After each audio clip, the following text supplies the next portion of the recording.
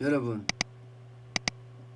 신재생 에너지 정책이 문재인 정부가 추구하는 정책입니다. 탈원전 정책을 추진하면서 원전은 포기하고, 아니 원전을 포기하는 게 아니라 원자력 산업 전체를 포기를 하고 신재생 에너지를 미래의 먹거리로 만들겠다 한 게 문재인 정부였어요. 그런데 진짜 웃기는 일이 벌어지고 있습니다. 진짜 웃기는 일이 벌어지고 있어요. 어떤 일이냐고요? 이게 태양광 업체들이 다 망해 나가는 거예요. 다 망해 나가는 거예요. 태양광이라는 게요, 보시다시피 원재료가 폴리실리콘이에요. 여기에 인곳이나 페이퍼를 합쳐서 셀이나 모듈로 만듭니다. 이 업체들 줄줄이 지금 망하고 있어요. 줄줄이. OCI 이러면 대기업이잖아요. 대기업. 이거 가동 중단했습니다. 전북 군산에 있는 공장 가동 중단. 하나솔루션 이러면 10대 기업 안에 들어가는 업체예요. 전남 여수에 있는 공장, 폴리실리콘 공장 가동 중단했습니다. 대한민국이 폴리실리콘이 중국보다 기술이 월등해요. 그런데 가격 싸움에서 안 되는 거야. 가격 싸움에서 안 되니까 신재생 에너지 하면 태양광이 대표적으로 부각되는 산업인데, 태양광 다 중국 업체가 완전히 지금 휩쓸고 있어요. 휩쓸고 있어요. 보세요. 폴리실리콘이라는 게 원재료잖아요. 여기에 폴리실리콘을 녹여서 만드는 것이 인곳이에요. 이거 얇은 판 형태가 웨이퍼입니다. 그 위에 태양전지 셀이에요. 그걸 다 합치면, 여기 있는 걸 다 합치면 모듈입니다. 모듈. 이 모듈 자체가, 이제는 모듈 자체가 중국으로부터 옵니다. 그러니까 2019년에 보니까 이게 워낙 많이 망해서 2018년 32개사였던 폴리실리콘 업체가 말입니다, 2019년 말에 19개사 무려 말입니다. 13곳이 망한 거예요. 19개사만 살아있으니까 13곳이면 40.6%가 망했습니다. 인곳이나 웨이프 만드는 곳, 인곳이나 웨이프 만드는 곳도요, 이 125개사에서 77개사로 48개사 38.4%가 망했고요. 셀이나 모듈을 만드는 업체도 26개사 18.8%로 망했고요. 30개사 모듈 만드는 업체예요. 11.7%가 망했습니다. 도대체가 여러분, 신재생 에너지를 한다면서 오히려 대한민국의 신재생 업체를 오히려 죽여버리고 있어요. 중국 업체들의 싼 뭐 폴리실리콘의 모듈이죠. 모듈. 그냥 모듈이 들어옵니다. 요즘은 셀만 들어오는 게 아니라 그냥 모듈로 들어온다고 생각하시면 돼요. 모듈로. 지금 들어오는 모듈 중에 거의 94% 모듈이 중국산이에요. 중국산. 올 상반기 태양광 모듈 수입액, 모듈이면 전체입니다. 모듈 수입액이 하나로 따지면 2,043억 원이에요. 2,043억 원. 1억 6,954만 달러예요. 엄청나죠? 그중에 98.4%니까 다 중국에서 온다, 이렇게 생각하시면 되고요.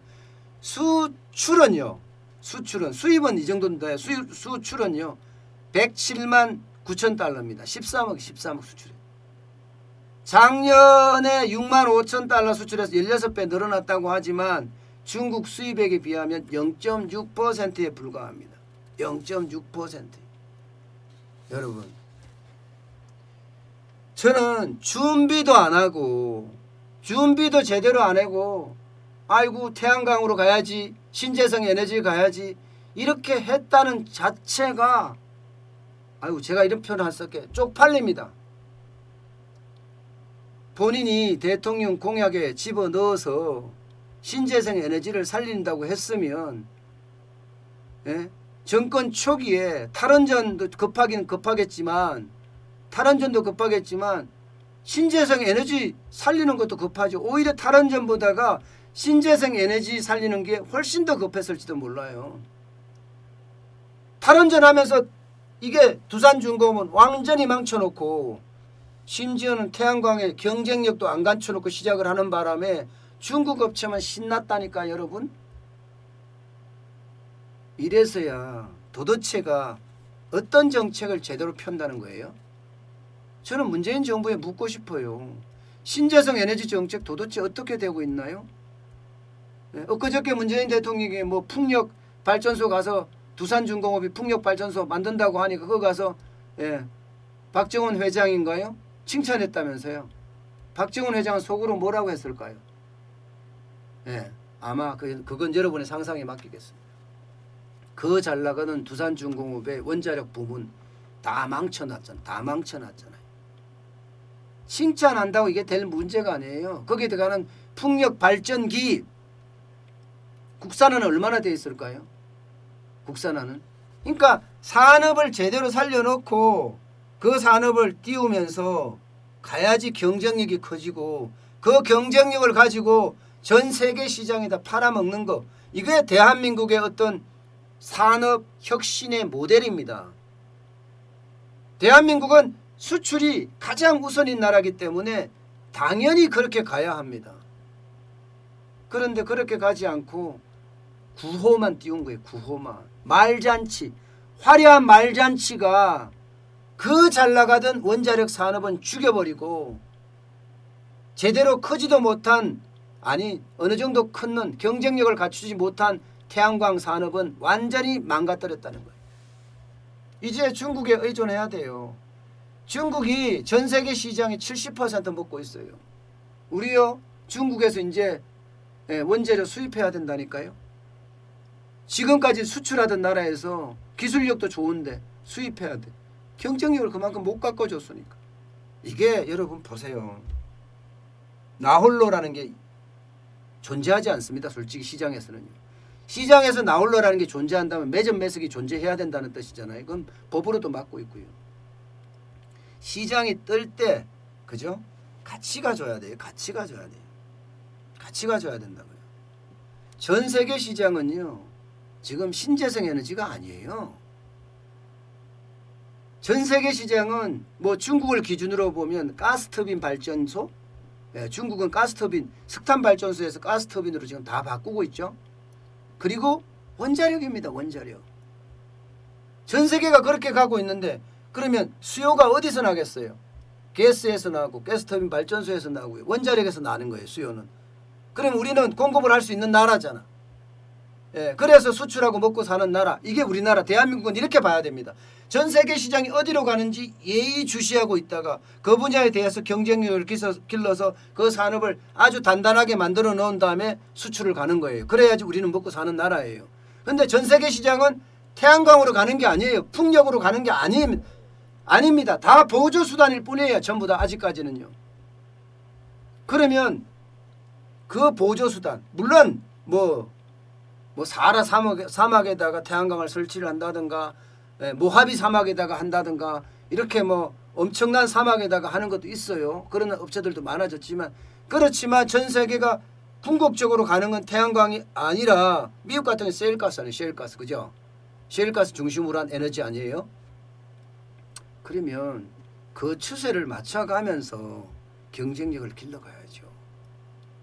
이게 느닷없는 으쌰 선동하는 구호로 한 산업을 망치고 다른 산업을 태양광 산업도 망쳤어요. 솔직히. 그래서는 안 된다는 거예요. 제가 여러분 문재인 정부가 수소경제 굉장히 강조했죠. 수소경제 강조할 때 제가 뭐라고 했습니까? 전 세계 시장은 수소차가 아니라 전기차라고 하고 있다. 중국이 내연기관 다음은 전기차라고 생각하고 전기차에 어떤 엄청난 힘을 쏟아붓고 있다. 내연기관에서는 꼴등을 했지만 전기차에서는 1등 하겠다고 지금 달려들고 있다. 그렇게 계속 말씀을 드렸습니다. 미국도 테슬라라는 업체가 엄청나게 뜨고 있고요. 저는 제가 수소차가 문제가 아니라 전기차로 가야 된다. 왜 전기차 안 하냐. 저는 이렇게 계속 떠들었어요. 근데 정부 발표는 한 번도 나오지 않았지만요. 알고 봤더니 현대차는 꾸준히 해왔더라고요. 그런데 현대자동차는 단 한 번도 전기차가 세계 4위라는 이야기 한 번도 안 했어요. 세계 4위라는 이야기. 그것도 2위, 3위, 4위가 거의 비슷비슷해요. 테슬라 빼면 거의 비슷비슷해요. 기업은 참 대단하다. 이렇게 말입니다. 세계 시장이 어디로 흐르느냐를 보고 그 흐르는 시장을 따라가는 거예요. 나만 독불장군이라고 생각하고 그래 너네들은 원자력 해. 나는 신재생 에너지 할 거야. 이래서는 안 된다는 겁니다. 저는 그래서 더더욱 답답해. 시장을 이렇게 모를 수가 있을까 싶어서 말입니다. 네. 지금 문재인 정부가 진짜 성공할 생각이 있다면 경제정책 완전히 뒤집어야 돼요. 완전히 뒤집지 않는 한 이게 문재인 정부가 성공하기가 쉽지가 않습니다. 특히 저는 경제 측면에서 보기 때문에 지금 굉장히 어려워질 거예요. 게다가 대선 앞두고 분명히 정치는 경제에게 같이 가자고 될 거예요. 결국은 정치가 경제에 개입한다는 것은요. 그만큼 우리 경제가 어려워질 수 있다는 그 이유입니다. 저는 그래서 더 안타깝습니다.